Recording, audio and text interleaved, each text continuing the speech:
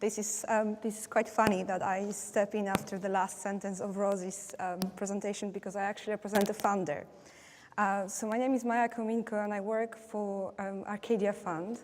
I would like to start with thanking the organizers, particularly Professor Simon, for inviting me and giving me the opportunity to give our perspective. Limited that it is, so I'm not going to speak for a very long time. So Arcadia is a private London-based foundation which offers grants to protect endangered culture and nature around the globe. Since its inception in 2001, Arcadia has offered over $330 million in grants, and it is a substantial amount, we think, for a foundation with the staff of 4 people. But in reality, it is only a drop in the ocean of needs. We are therefore very acutely aware of the necessity to think strategically and to ensure that Arcadia supports initiatives that can make the most significant and lasting difference. And because of that, I'm also very grateful to be in this particular session, because this means that we are very acutely aware that to make any difference at all, we do have to work together.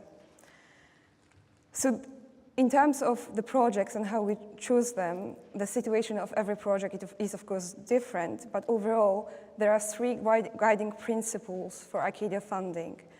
The first is that we only support projects which work in partnership with countries and communities who are the custodians of the heritage. For majority of the projects that we support, there is an element of in-country capacity building and that supports training design in response to specific needs of the community or heritage professionals in the country. We do not dictate what it is that the training is about. We ask the project to suss it out and to ensure that the real need is addressed. In broader terms, we believe that local community involvement and local community investment is essential for the project's success. To be successful and to be sustainable, a project cannot be seen as an initiative led by outsiders. Rather, it has to be a partnership. It has to involve local people, local experts. Whenever it is needed and whenever it is possible, we ask the project to reinforce the local community's relationship with the heritage. And over the years, this approach has been proven successful. We often see that such approach leads to revalorization of heritage that might have been neglected or not seen as a value. The second principle, in addition to working with local communities, is working with other, sorry, can you hear me? Okay.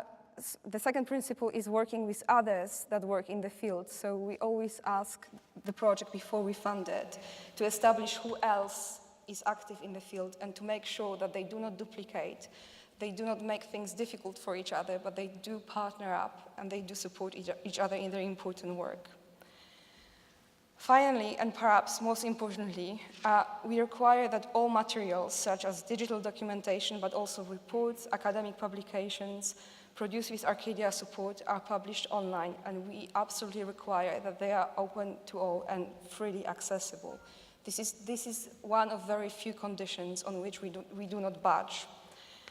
This is particularly important because in terms of Arcadia, this is particularly important because the majority of projects we work with focus on digital documentation of tangible and intangible heritage.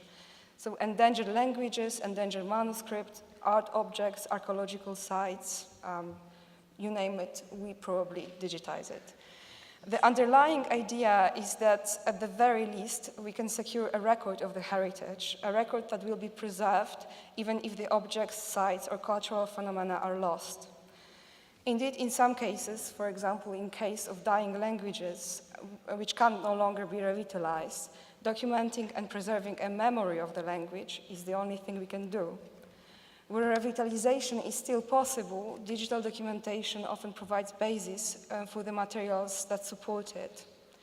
In case of tangible heritage, archaeological sites, archaeological objects, or manuscript collections, the digital documentation helps in heritage management, but also, and I'm glad that it responds to several of the desiderata voiced today, it helps potentially to recover stolen objects that are illegally traded. And to illustrate the types of projects we support, and I'm very glad that quite a few of them are represented here today. We work with a Hill Museum and Manuscript Library. This is an organization that digitizes manuscripts in Middle East, in Africa, and in India. They always work with local churches, with local mosques, with local populations. They have been working in Syria until April 2012, and they still work in Iraq. They have been working with Dominicans in Mosul, who are now relocated to Erbil. One example of their success, well, there are numerous examples of their success, but they have been digitizing manuscripts in Aleppo, manuscripts that have since been lost. We hope they will be retrieved, but in worst case scenario, there is a lasting record of these manuscripts. They have also digitized a collection in Marbechna Monastery, which has been partially destroyed in March this year. We also partner with Oxford Endangered Archaeological Project, which is represented in the room. This is a project that uses a combination of satellite imagery and on-ground documentation to monitor sites, archaeological sites in the Middle East. They started with Jordan, Libya, and Saudi Arabia. Now, importantly, they do not only focus on destruction which results from warfare, or any other violent means. There is a significant destruction going simply because of the boost of populations, partially due to refugees, due to road constructions, agriculture, and this is actually a destruction that we possibly can stop because, unfortunately, at this point, as several of the previous speakers said, we can't do that for the destruction undertaken by ISIS. We also support British Museum's work. They work with colleagues in Egypt to catalog and provide digital documentation of archaeological storage facilities. Now, Egypt, as I don't have to even say that, Egypt has vast storage facilities that have not been documented simply because of the volume of the materials. The underlying principle of this project is training the trainers. So the British Museum team is going to train, to provide on-the-job training for the heritage professionals in Egypt and document in the process first few storages and then supervise documentation of the following storages until the Egyptian colleagues can continue on their own.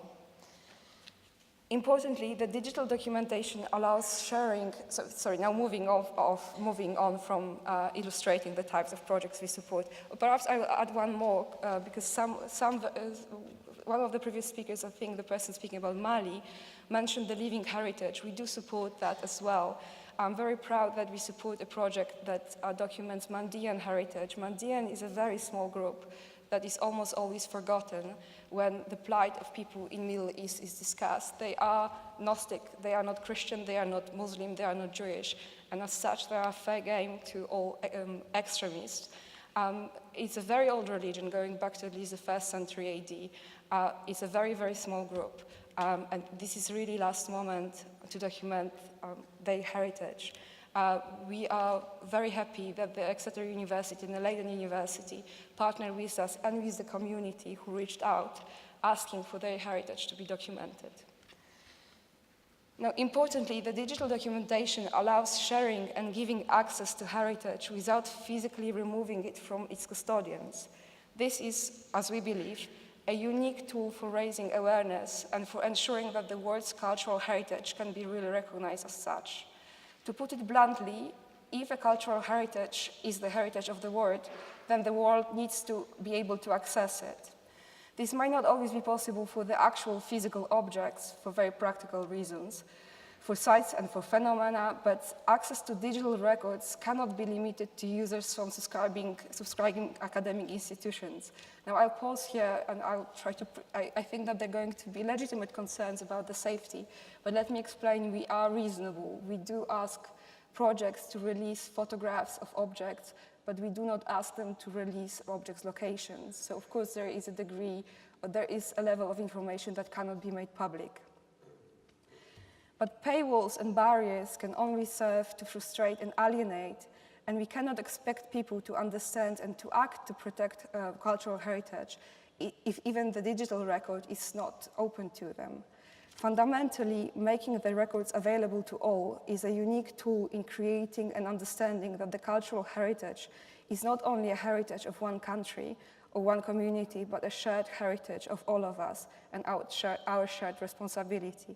Now, I was going to stop here, but I will say one more thing, and this is not, do not suggest an online war with ISIS, but I think we should pause and think that it is very easy for teenagers in England, in Germany, to access extremist materials, to access their calls for the destruction of heritage. It is significantly more difficult for the same teenagers to access scholarly articles that can explain to them what this heritage really is.